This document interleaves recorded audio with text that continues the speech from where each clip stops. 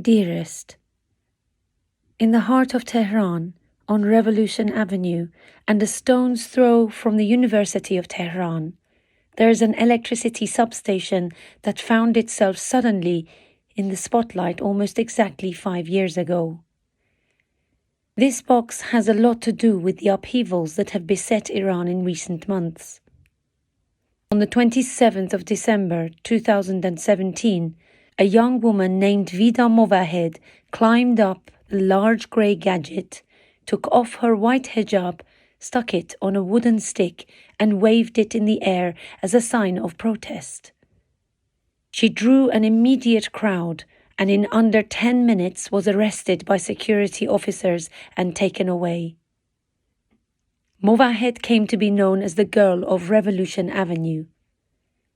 She was subsequently sentenced in court to a year's imprisonment for her act of defiance. A few days after her arrest, workers from the National Power Company were sent to solder a triangular metal piece on top of the rectangular box so that no other woman would be tempted to climb up there and become the next girl of Revolution Avenue. It was a superficial solution to a deep socio-political divide within the country.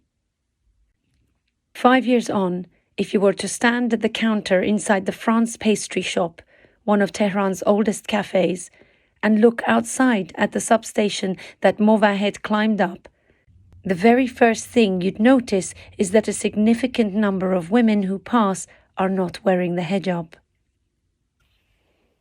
By now, the world knows the story of Mahsa Amini, whose death following her arrest by the morality police in September 2022 impelled the youth of Iran to take to the streets, catching the entire country off guard.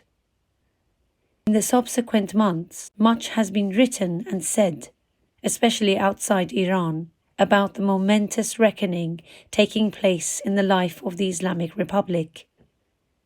There is an element of wishful thinking here, as often happens with regard to Iran, but there is also a good deal of truth.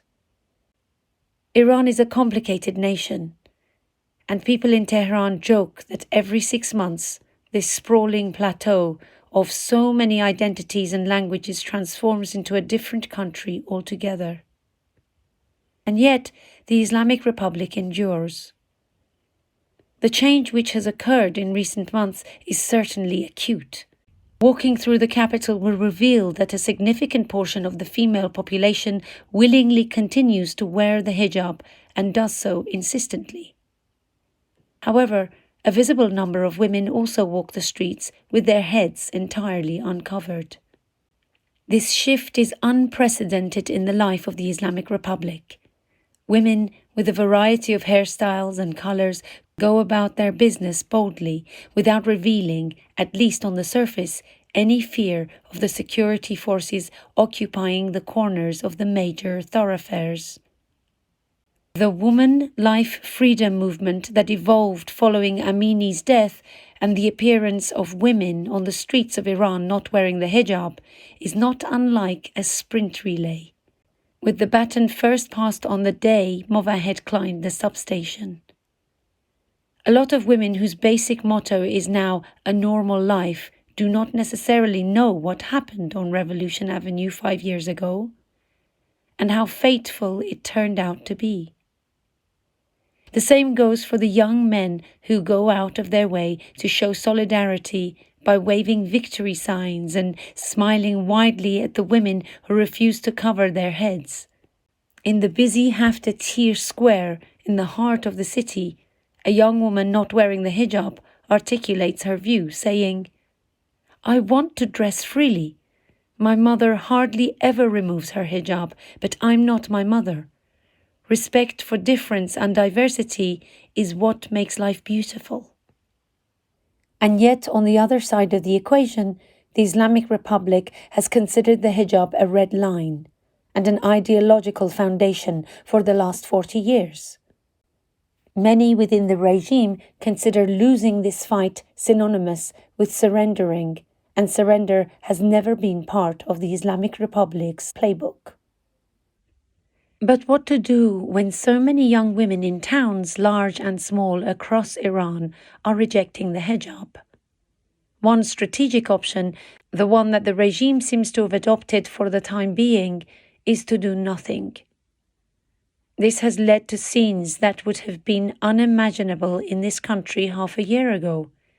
Young women, but not only the young, passing directly in front of security police who make no effort to arrest them. And while in Friday prayers and other platforms connected to conservative factions, the cry for a harsh crackdown continues unabated, the highest echelons of power appear to be tacitly endorsing the maxim, "live and let live." Young women and men of school and university age are the flag bearers of the movement and paid a heavy toll during the earlier street confrontations with the security forces. More recently, prison terms and a handful of summary executions, not to mention the winter chill, have brought a hiatus, for now, to the street of Tehran and other cities. While the streets are quiet, the youth are still busy in the virtual world, and Iran's Generation Z is as internet savvy as youth anywhere. The regime's filtering and control of the virtual world may be able to slow internet access, but it cannot put a stop to it altogether. A teacher at Tehran's girls' school says, "My students stand up in the middle of class, shouting that they don't want to follow the lesson plan. They want to talk about the problems the country faces. These kids are angry." "Taking off my hijab is the least I can do," says a young woman who has not worn a headscarf for the past 3 months. She continues, "The government must understand that even guns aren't enough to force women to cover their heads anymore. If one day I have to go back to wearing the hijab, I'll have betrayed Mahsa and all the others who've already died for us. Every day I spend hours on YouTube and other websites. I see what's going on outside Iran. Why should there be such a divide between us and the rest of the world? Why does the government have to control our private lives? Why are Iranians so poor when our country has so much natural wealth?" It's a little past noon on Revolution Avenue, a weekday. I decide to spend half an hour inside the France pastry shop, which is more than enough time to get a sense of the women who pass by the celebrated substation. In the 30-minute interval, 61 women pass by. 32 of them have their heads completely uncovered. 16 wear their head covers reluctantly, the hair easily showing. 13 either wear a full chador or a magnae, a one-piece head covering often worn by women in government offices and schools. Inside the cafe, the numbers are similarly telling. Several university-age women wearing no hijab are busy ordering hot drinks and pastries. Leaning on the cafe's window, a young couple stares out at the pavement. The young woman, with no headscarf, points to the platform and says, "You know, that's exactly where Vida took her hijab off for the first time ever and waved it on the pole." As if on cue, at that moment, a big black van accompanied by a force of 20 motorcycles belonging to the Special Anti-Riot Police passes the spot on Revolution Avenue. Nowadays, Tehran's streets are relatively calm, despite the exaggerated and often out-of-context claims of imminent revolution that opposition television channels tiresomely broadcast into the country. As Generation Z will tell you, woman, life, freedom is on pause right now. They liken the movement to an active volcano that erupts now and then, but whose eruptions are far smaller than the major one which is expected to happen someday. One of them says, "We're the embers under the smouldering ash. Any day we could catch on fire." The regime and its shock troops need to get it into their heads once and for all that Iran will never go back to how it used to be. Interestingly, the regime and its young people may have the same objective in mind: not going back to what once was. Why else would the sight of women not wearing the hijab have become so commonplace here?